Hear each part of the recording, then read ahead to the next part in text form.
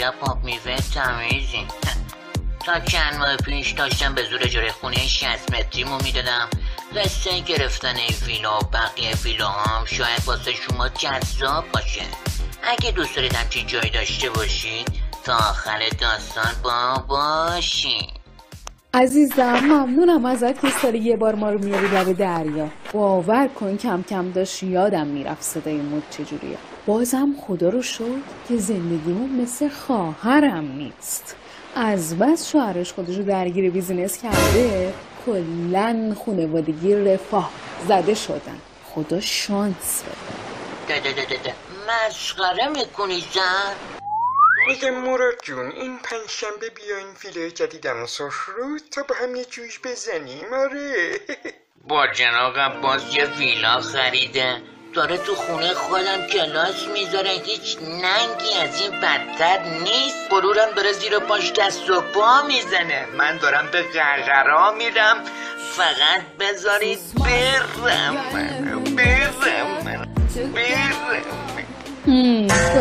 کجا بری؟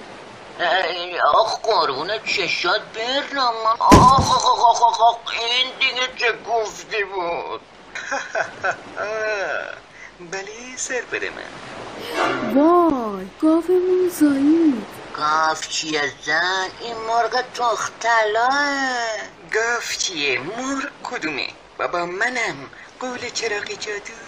آرزو کن تا برآورده کنم. اوکی پس بگم یک کاری کن این دیگه قار نزنه. این یکی رو شرمندم. خب لااقل کمتر قار بزنه ها. خانم این نمیفهمی شما چی میخواید؟ خب منو با آرزوام برسون تا دیگه سرش قار نزنم. این که دیگه اصلا نمیشه. مگه شما زنها یکی دوتا آرزو داری؟ شرمندم. چی رو شرمندم؟ خدا خر شناخت بهش شاخ نداد. خب یه غلطی بکن دیگه. دقیق واضح بگو چی میخوای. وایسا. میدونستی که دلم آپارتمان لوکس میخواد تو سفرود؟ میدونستی یا نه؟ میدونستی که دلم ویلای لاکچری میخواد تو خونه دریا؟ میدونستی یا نه؟ یه دونه ویلای 1000 متری تو بهترین جای خطرشن.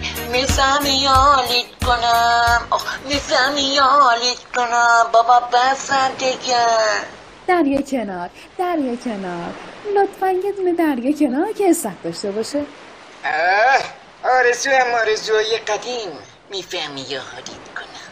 این دیگه چه آهنگی؟ اگه میخوای اونطور که شایسته است به آرزوات برسی این کارتو بگیر و با آقای محمد بخشی تماس بگیر، چون اون بهتر از من میتونی تو رو به آرزوات برسونه. محمد بخشی چی کار است مگه؟ کارشناس ارشد فروش املاک و مشاور سرمایه گذاری.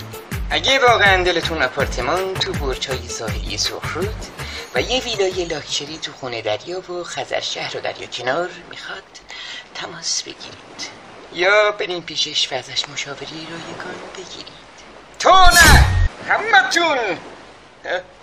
میدونی سلام، چون اونجا مناسب ترین منطقه واسه سرمایه گذاری هستش و از همه مهمتر محمد بخشی کارشو خوب بلده.